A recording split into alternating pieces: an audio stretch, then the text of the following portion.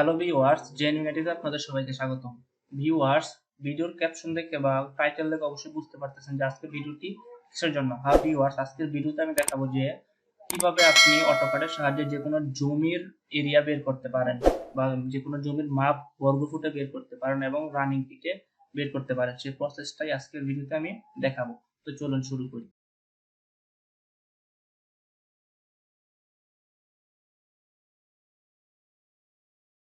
তো ভিউয়ার্স, এখানে প্রথমে আমি একটা প্ল্যান নিছি। মনে করেন যে এটা হচ্ছে আমাদের বাড়ি। এই বাড়িটা কত একরের উপরে আছে বা এই বাড়িটা কতটুকু জায়গা জুড়ে আছে সেটাই আমি বের করব। প্রথমে আপনি বাড়ির মাপটা নিয়ে নেবেন পলিলাইনের সাহায্যে। জাস্ট আমি গত ভিডিওতে রুফ স্ল্যাব সম্পর্কে আপনাদেরকে ধারণা দিয়েছিলাম। তো রুফ স্ল্যাব যেভাবে বের করেন ঠিক প্রথমে এভাবে জমির এরিয়াটা বের করে নেবেন। জাস্ট এখান থেকে ক্লিক করে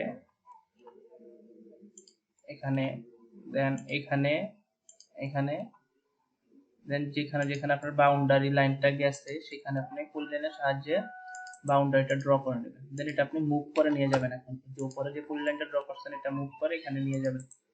মুভ করে নিয়ে যাওয়ার পর ভিউয়ার্স, এখন এটাকে বলে শুধু রুফ স্ল্যাব, যেটা আমি গত ভিডিওতে দেখেছিলাম। এখন এটা হচ্ছে আমাদের জমির যে এতটুকু বা জায়গা জুড়ে আমাদের জমি বাড়িটা হয়েছে, যে জমির এতটুকু জায়গাতে আমাদের বাড়িটা হয়েছে। এখন আমাদের এই জায়গাটা কতটুকু, যে কতটুকু এরিয়াতে আছে বা কতটুকু বর্গ ফুটে আছে বা রানিং ফিটে আছে সেটাই বের করবো।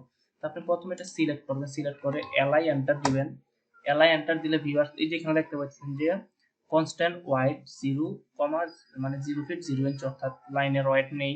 তো এরিয়া, এই যে এরিয়াটা এখানে দিয়ে দিছে যে এই 22,2,27,866 স্কোয়ার ইঞ্চি।